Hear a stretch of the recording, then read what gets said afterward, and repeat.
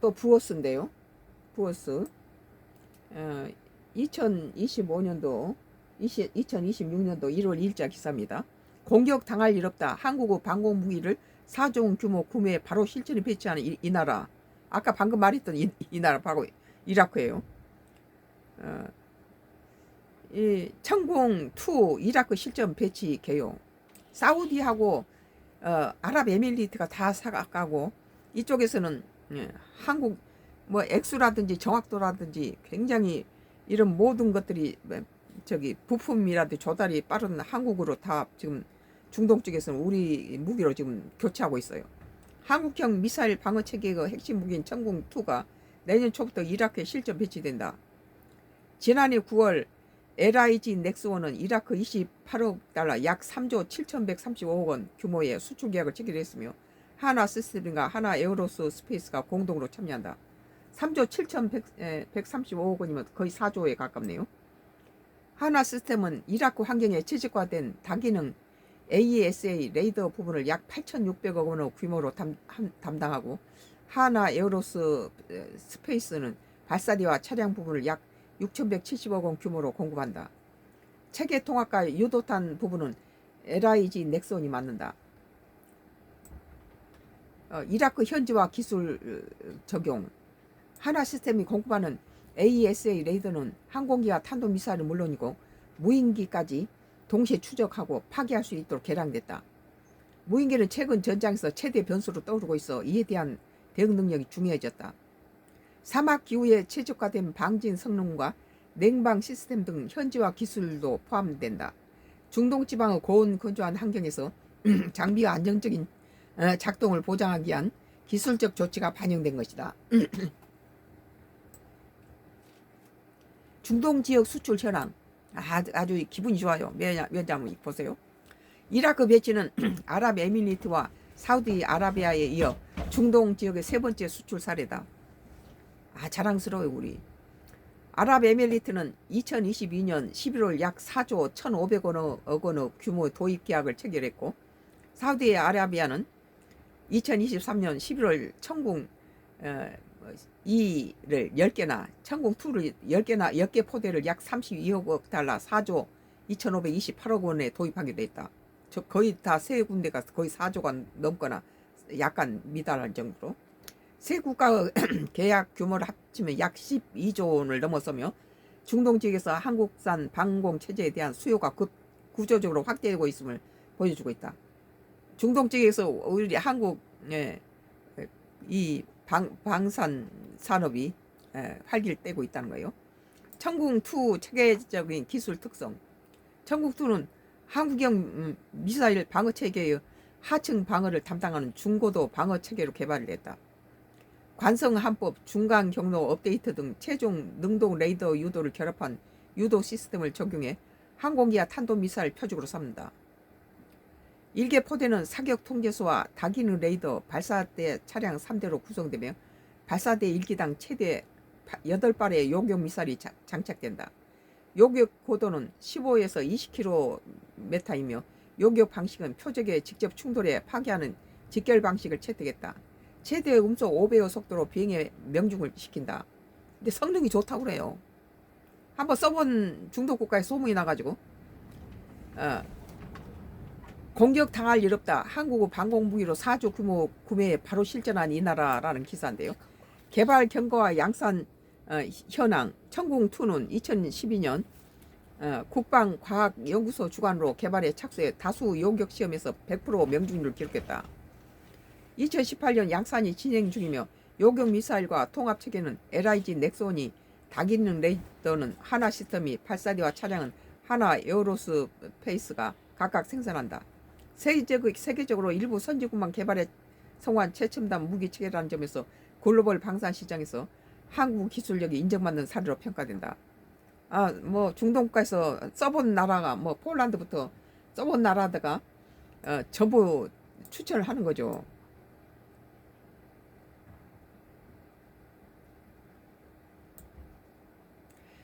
중동 방공 시장의 구조적 수요는 중동 지역은 탄도미사일과 드론 위협이 상존하는 지역으로 다층 방공망 수요가 구조적으로 높은 시장이다. 이라크 경우 이란과 이스라엘 등 주변국 정세와 내부 안보 리스크로 인해 방공 전력 보강이 시급한 상황으로 평가되어 왔다. 방산업계 관계자는 천공2가 패트리얼 대비 가격 경쟁력과 운영 유연성 등 동시 갖춘 체계라고 평가했다. 미국 미 유럽과 관계 개선에 나선 중동 국가들이 러시아산 무기 대신에 수급과 유지비 측면에서 유리한 한국산 무기를 전환하고 있다는 분석이다. 러시아는 지금 자기 전쟁에 딸리니까 러시아산이 아니라 한국산은 그래서 지금 사우디에다가 아랍에미리트에다가 이라크가 지금 우리 한국산으로 도배하고 있어요. 그러면서 오늘 공격 당할 일 없다. 한국 방공무기로 4조 원 규모로 구매해서 바로 실전에 배치하는 이 나라 바로 이라크에 관한 얘기였습니다. 썬가 크루스 나의 정치 코멘트였습니다. 계속 나의 정치 코멘트 계속 되겠습니다. 뭐 방산이로 잘 되니까 고맙죠.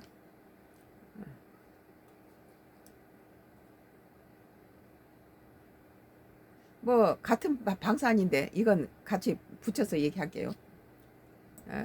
리포테라요. 리포테라 2026년 1월 2일자 기사예요. 같은 방산이에요.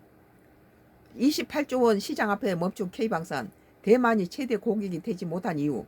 방금 중국과 대만에 미국이 합쳐져 가지고 여러 가지 문제가 있었는데 왜 이렇게 뭐 중동에서는 사우디라든지 아랍에미리트라든지 또 이 이라크가 우리 것으로 이렇게 도배를 하고 있는데 다 교체를 하고 있는데 왜 대만에 따른 팔아먹지 못한가. 28조 원 시장 앞에서 멈춘 K방산. 대만이 최대 고객이 되지 못한 이유에 대해서 한번 알아볼게요. 대만 K방산 28조 원 수요에도 수출 불가능. 중국 간첩 집두로 기술 유출 위험 현실화. 대만의 댁을 팔아먹으면 중국이 간첩이 침투해서 그 기술 다 빼먹는다는 거예요. 그러니까 대만에다 수출 못한다는 겁니다. 대만이 중국 군사 압박 속에 막대한 국방력 강화에 나서고 있지만 K방산은 여전히 문턱을 넘지 못하고 있다. 대만은 미국으로부터 약 210억 달러, 약 28조 원 규모 무기를 구매하며 F-35 전투기 60대 추가 도입까지 공식 요청했다. K9 자주포, K2 흑표 전차, 천무 다연장 로켓 등 한국의 첨단 무기 체계에 대한 관심도 높지만 한국 정부와 방위사업청은 수출을 꺼리고 있다. 우리 그쪽에서는 요구하고 있지만 우리나라가 꺼린다는 거예요.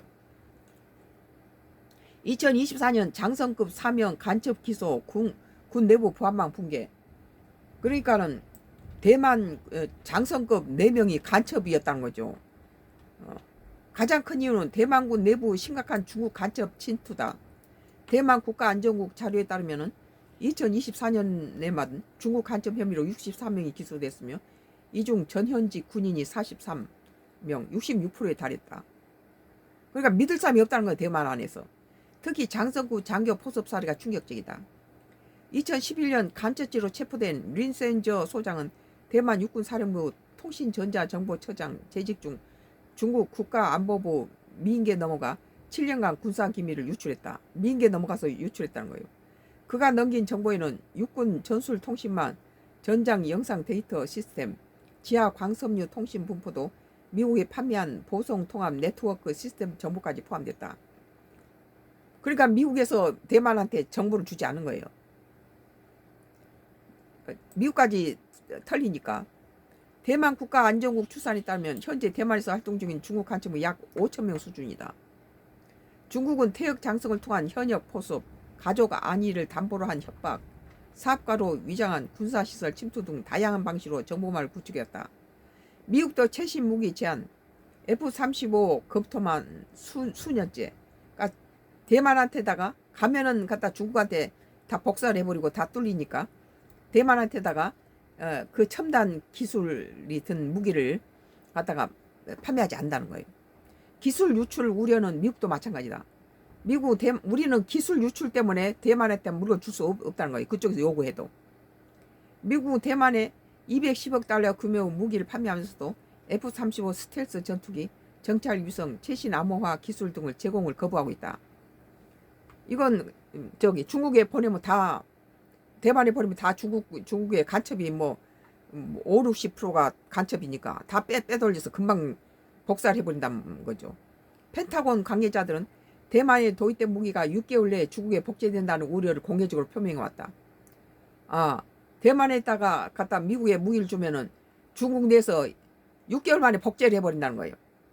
실제로 2014년에는 대만 공군 소령이 E-2K 조기 경보기의 정보를 중국 스파이에게 넘긴 사실이 적발됐다. 대만에다 미국산 걸 팔아먹으면 바로 갖다가 그 간첩이 바로 갖다가 중국한테 팔아먹는다는 거예요. 중국 스파이에게 넘긴 사실이 적발됐으며 2023년에는 현역 육군 보병훈련부 주임이 중국의 투항 서약서를 작성한 사진이 공개되어 대만사에 충격을 빠뜨렸다. 한국방위사업청도 이러한 상황을 면밀히 주시해왔다. K9 자주포의 경우 과거 핀란드 도입 이후 중국에서 유사 모델이 출현한 정황이 포착된 바 있다. 대만에 첨단 무기를 수출할 경우 1년 내에 기술 해독이 가능하다는 평가가 지배적이다.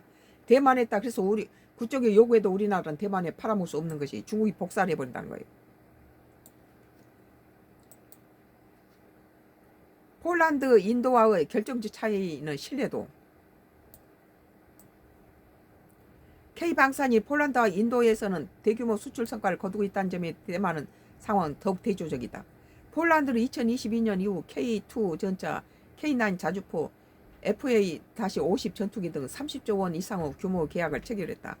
최근에는 천무 다연장 로켓 5조 6천억 원 규모의 3차 계약을 성사시켰다. 폴란드는 나토 회원국으로 엄격한 보안체제를 갖추고 있으며 러시아와 견제라는 명확한 안보 목표를 공유하고 있다.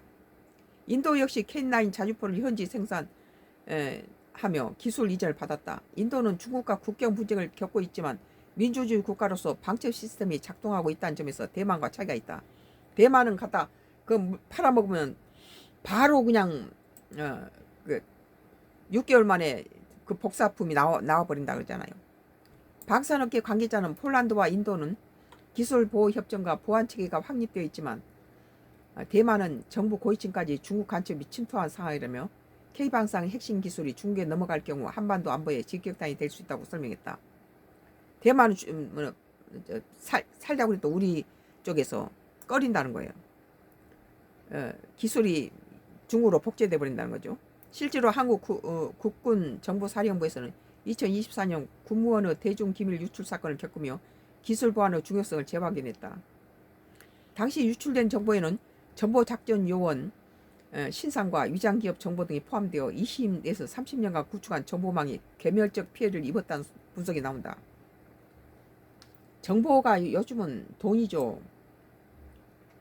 한국 정부 기술 보호가 최우선. 대만에 팔아먹는 것이 중요한 게 아니라 대만은 믿을 수 없다는 거죠.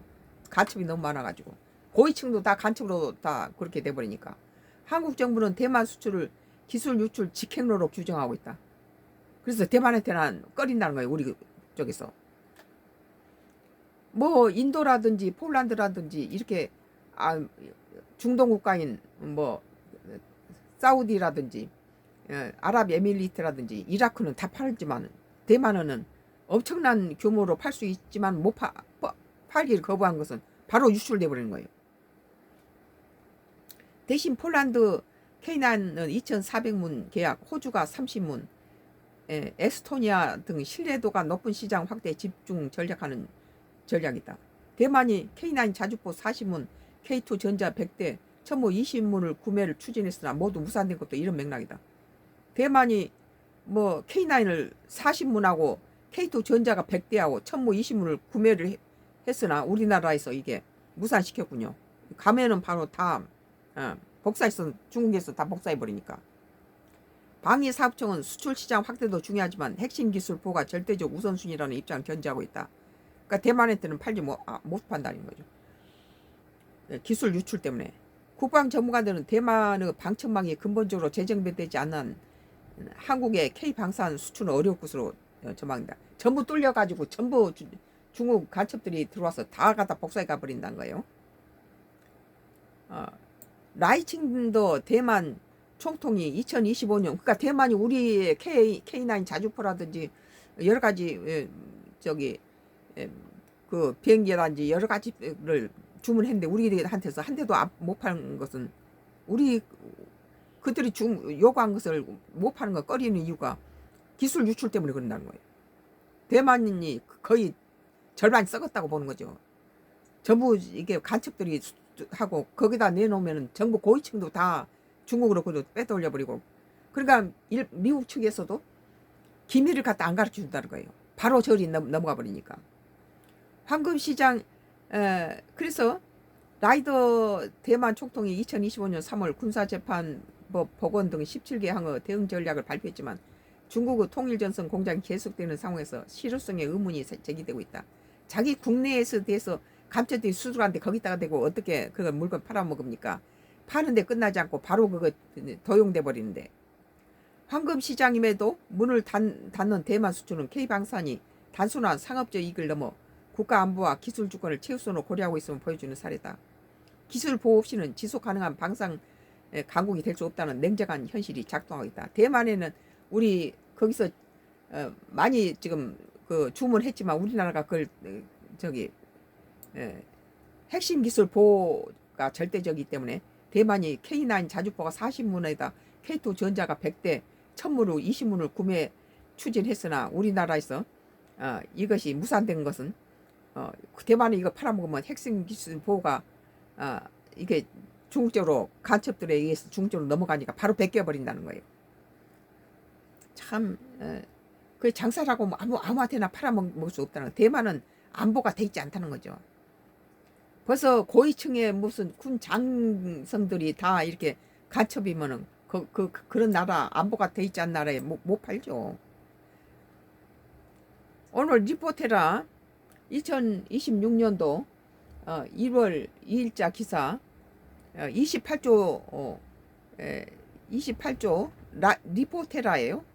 28조 원 시장 앞에 멈춘 K방산, 대만이 최대 고객이 되지 못한 이유라는 기사에 대해서 썬가크루스 나의 정치 코멘트를 했습니다. 뭐 우리가 그대로 요구하지만 우리가 팔아먹을 수 없는 거예요. 기술 유출 때문에.